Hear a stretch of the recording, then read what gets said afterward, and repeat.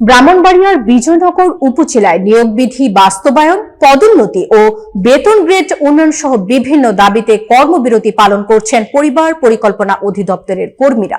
ব্রাহ্মণবাড়িয়া প্রতিনিধি মোহাম্মদ সাদিকুল ইসলাম জানান, কেন্দ্রীয় কর্মসূচির অংশ হিসেবে মঙ্গলবার ২রা ডিসেম্বর সকালে উপজেলা স্বাস্থ্য কমপ্লেক্সের সামনে অবস্থান কর্মসূচিতে অংশ নেন তারা। ঘোষণা অনুযায়ী আগামী ১১ ডিসেম্বর পর্যন্ত কর্মবিরতি চলবে।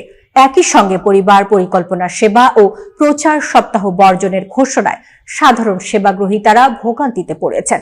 অবস্থান কর্মসূচিতে বক্তব্য দেন পরিবার পরিকল্পনা পরিদর্শক ফরিদ উদ্দিন ভুইয়া, মোহাম্মদ মোকারিম হোসেন, পরিবার কল্যাণ সহকারী তাসলিমা আক্তার ঝিনুক, পরিবার কল্যাণ পরিদর্শিকা লতিফা খানম এবং পরিদর্শক কিরিট মজুমদার।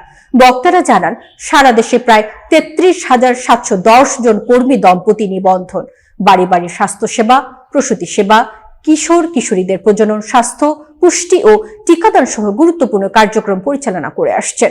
কিন্তু রাজস্ব খাতে চাকরি থাকা সত্ত্বেও পদোন্নতি নেই, নিয়োগ বিধি না থাকায় বেতন গ্রেড সহ নানা সুবিধা থেকে বঞ্চিত হচ্ছে। কর্মীরা দ্রুত নিয়োগ বিধি প্রণয়ন ও বাস্তবায়নের দাবি জানান।